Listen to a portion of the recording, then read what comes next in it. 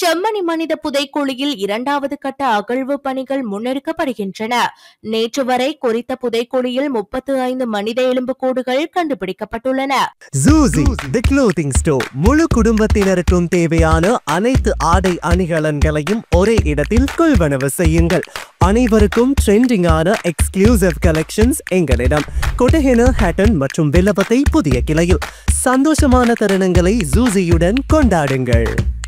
இவ்வாறான சூழ்நிலையில் நேற்று முன்தினம் மர்ம வாகனம் ஒன்று செம்மணியை நோட்டமிடுவதை அவதானிக்க முடிந்தது. சிங்கள எழுத்துக்களுடன் 5049 என்ற வாகன இலக்க தகடு பொருத்தப்பட்ட வாகனமே இவ்வாறு நோட்டமிட்டதை அவதானிக்க முடிந்தது. குறித்த வாகனத்தில் வந்தது யார்?